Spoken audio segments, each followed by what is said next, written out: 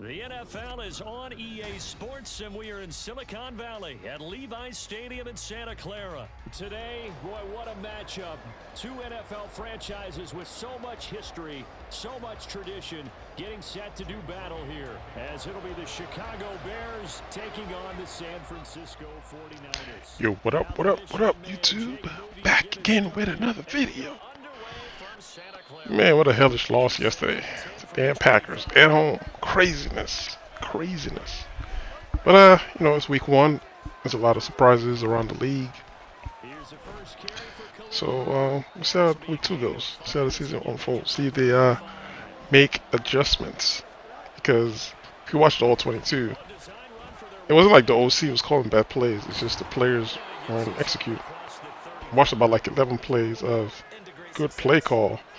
For the defense we're seeing is either Justin Fields just didn't see his markers, didn't let go of the ball, wide open receivers upfield, he's not throwing the ball, so I mean it's a lot of stuff to go around in the offensive line, tracking stuff up, so I don't know. They gotta clean all that stuff up. But I also think it's the trend we're seeing lately where you have starters not playing in the preseason.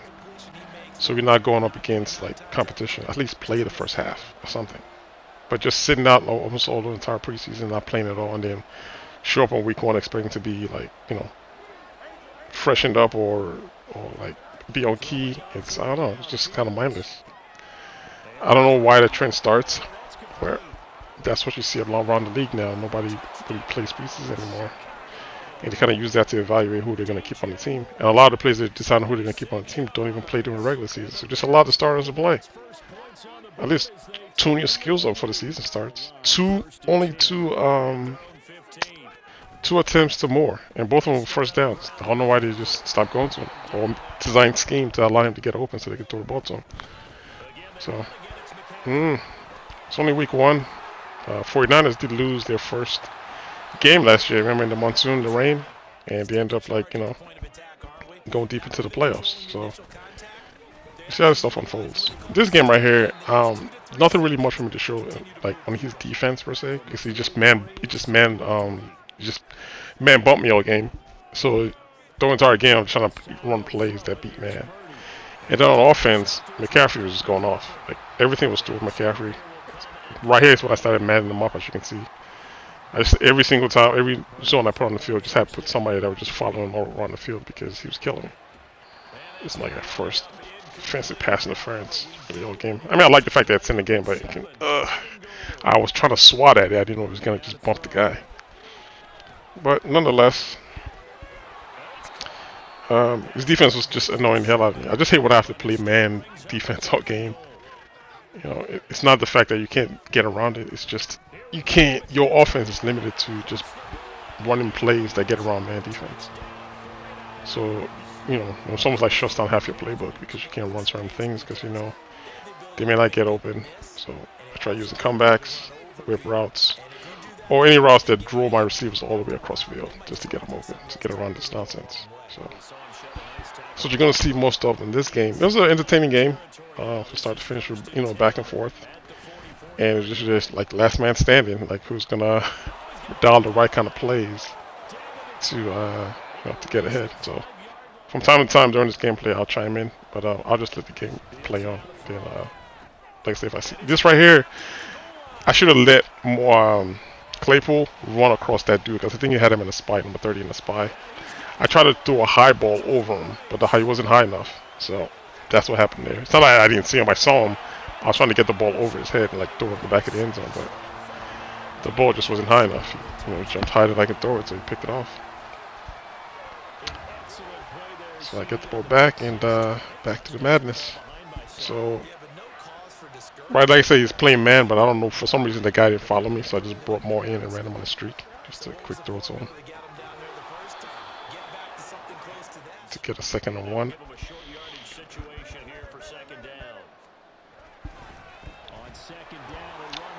Then he decided to bump me, so I just went ahead and just run the ball up the middle. And it turned into an easy first down conversion. On first down, it's Fields. This one complete to Tunyon underneath. So they'll get 8 right. You want to go back to him.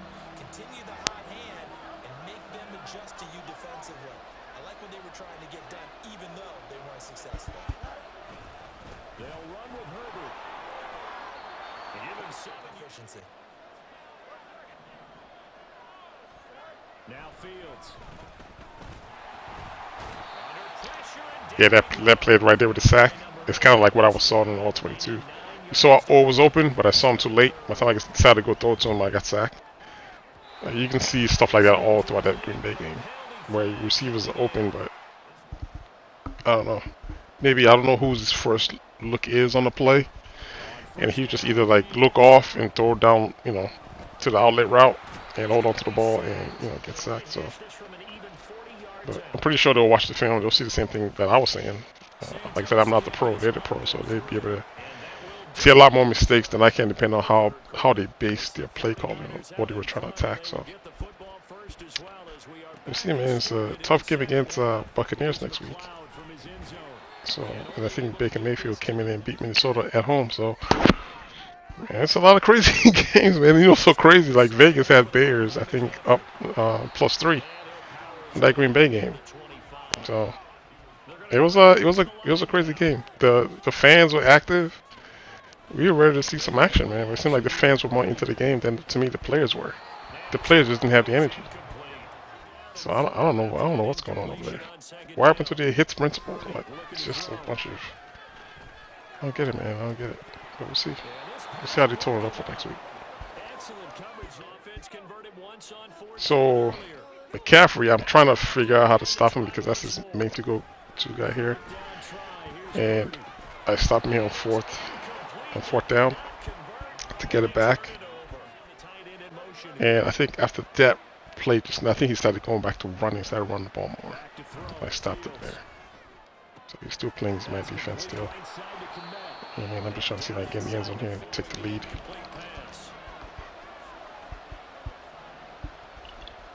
This good play right here. I'm going to send my running back to the flats. To the slot. Because I know it's man-to-man. Pull my tight end on the streak and then just hit the slant. Just to move that center out the way. So it kind of worked out perfectly. Because I really wanted to go to my tight end, but I just like, he's got to be man. So if I was, send him on the streak, he's just going to move that linebacker out the way, which ended up happening. And it's just a matter of my running back doing his job. So as you can see, I'm still manning McCaffrey all over the place. I'll play zone everywhere else, but just put the man on him. And kind of give him a headache, as you can see. And pick him off. And just play man on him is more of just to get his eyes off of McCaffrey and look somewhere else. And you see when you take the first read away, that's the problem that faces. And every time you play zone, and you have your running back going on the flats or wheel route, or I think most of the time he was putting them on angle routes. That's what ends up happening, is they definitely make mistakes. So this next play call here, maybe if I had on like precision passing, or whatever you call it, I probably would have had this, and this because he had him beat. I just didn't have the ball, just wasn't lofted high enough to get to the back of the end zone. But he was beat, so I'm playing with classic passing, so I gotta accept that it's not gonna, it's not gonna work sometimes. So here's where he started going run play because the passing isn't working, so he just starts running the ball. And when they say running is tough, especially under center, it's probably the toughest thing to do is play defense. If somebody wants, you can make some stops, but it's hard. Right here, I forgot I didn't get the chance to shift my line because he went no huddle. I was trying to make my quick adjustments, set up my defense, and by the time I got to shifting the line, he already snapped the ball in the inside zone. So that's how I got that touchdown, just quick snapping. And there's still a lag when you're setting your assignments. Because there are times I try to set my assignments and I can't get everybody assigned because, I don't know, it's like a lag for the quick adjust. So, see if they fix that too. So I'm running the ball too, taking a page out of his playbook since he's playing man all game. And right here, because it's playing man, I'm trying to send a streak here because it's a cover zero blitz, which it is, and I got more on top, but guess Fields cannot connect. Man, I was pressing box to dive. I'm like, dive, do something. I mean, I think I've only connected one of those passes. I had him. I called the right call for what I thought he was going to be playing, which is cover zero, and I just can't connect. So it's not like Justin Fields cannot throw deep in this game. It's very inconsistent. So you never know. Like look at this throw, perfect throw, man to man, fourth down, perfect accuracy. So it's like you can never tell when the throw is going to be accurate. That's his problem. So I catch him here on the run, on the power run, and I'm in the end zone. How many minutes left? Let's see. I think about 3+ minutes left, I think. And there's times where you know what your opponent's going to do. It's just, can I stop him? I don't know.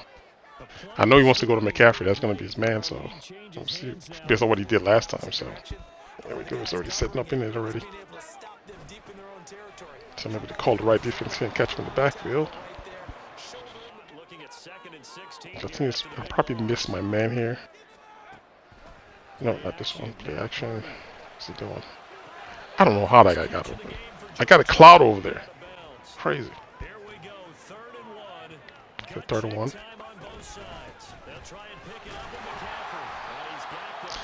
I don't know if it's the way this 49ers line is. I couldn't stop the inside zone here. I mean, I'm back there, but just every time he sees me hit that gap, you just kick it to the outside. So they're kind of leaving me in a bind in terms of how to stop it because my edge guy is sealed off, as you can see. So if I attack that gap, he just runs outside because see, there's nobody. He just goes out. Well, not that time, but you kind of get the idea. So he forces me to close that gap up, but when I close it up, he just goes outside. So that's the problem I was facing in trying to stop this thing. Usually I'm able to just shoot down and catch him, but it just was not happening. Gets this to his running back. It's Christian McCaffrey. A big play looming on 3rd down. Purdy to throw. Caught me right there. I had to go from protecting the run to try to stop the pass. So shooting from where I was on the field to the right side, I overshot that angle route because again, I hit the gap and he goes outside. So that was my issue stopping it there. I needed to send 2 blitz from that side just to stop it. Again, that was my problem all right there trying to stop that thing. But got the end zone. I think I got about a minute left. I still got 2 timeouts. I'll try to see what I can shake here.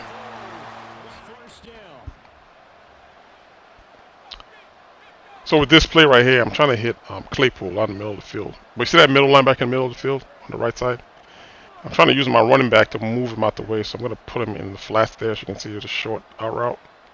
I don't know if he can clear the room for Claypool to make his move, because I already got inside leverage already. It's just a matter of time, and right now, as you can see, my line's acting crazy. So I'm going to go right back to it. I just didn't do it again. And apparently, he didn't see it, so he comes on the same exact defense.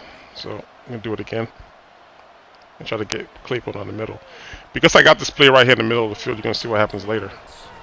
See that? The completion down the middle. One time out. So right here, what I want to do here is hit my slot receiver going to the sidelines here. Let me see what I decide to do. See if he got off in time. It's a dangerous throw to make. He had to really beat this guy, but see, he got inside and he's got to go outside. And I don't trust it. So I'm throwing it away. I don't like the release. See, he released to the inside and then cut the outside. It's just going to be a pick. So I'm going to try to run a go for him right now. It's like a double move. But then you're going to notice Claypool beat his man on the outside. So see here on 2nd down. See how this plays out. Just watch Claypool. Even though I'm looking for the middle guy. But watch what Claypool does. He beats this guy. Look at the inside. Wide open. So, alright, cool. I see that. But I throw it over in the middle. Knock it down. So, I need somebody to run that. So, I'm going to switch over here to DJ Moore. I put DJ Moore on the outside. And let him run that deep post. And then Claypool, he's going to be on the inside. But I'm going to put him on that in route that I put him in before. And he's going to watch what he does to the user. The user's controlling the safety on the top left. So the in route I put Claypool in is going to pull the user down. So you see Claypool's in the slot. He's supposed to be running the out route. That's the user on the top left. I'm going to put Claypool on the in route. Because he saw me do that before, right? But he's not seeing the post on the back end. So he sees the in route, jumps the in route, but in the back, you know, the back one gets him. Which, if you're a safety, that's how you get fired right there. Because you're supposed to be the last man back. Why you jump in the in route when I ain't got no timeouts? Let me catch it. If you just let me catch it and then, you know, let the time run. But he decided to jump it, and that kind of cost him.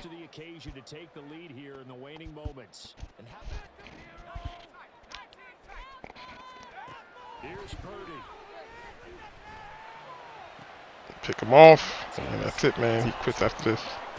Alright, guys. Hope you've been enjoying the videos. Got a bunch of them in there. Until next time, fellas. I'll holler at you dudes later. Alright, one.